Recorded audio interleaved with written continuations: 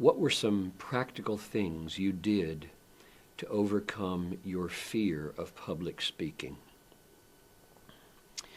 Well, I suppose not everybody knows the story, but this question comes out of a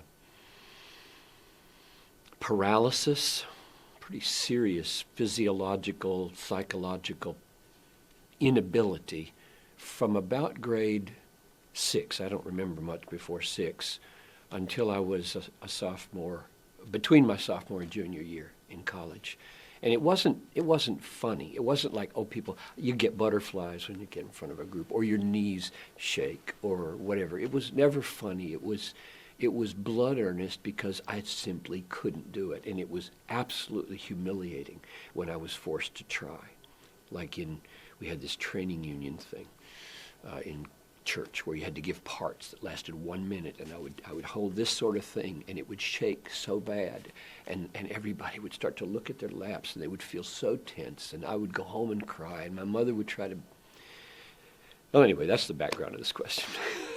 And the answer is I didn't know what to do.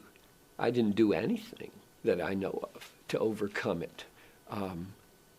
God stepped in the summer of 1966 and gave me, for whatever reason I cannot remember, the wherewithal to say yes to Chaplain Evan Welch at Wheaton College, who asked me to pray in summer chapel with about 500 people.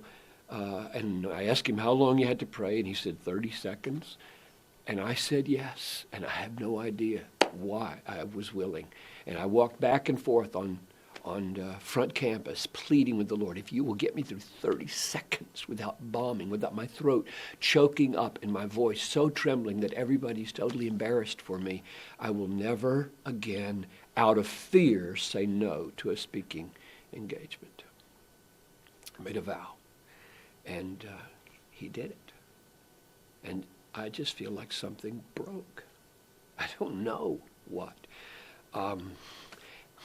If I look back now and say there would be one practical thing I would try is for somebody to just coach me maybe on how to breathe or how to do your shoulders.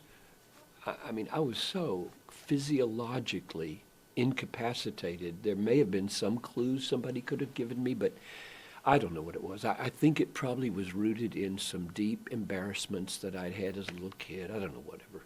But anyway, I don't want to really mainly say practical things were done by me to help me overcome.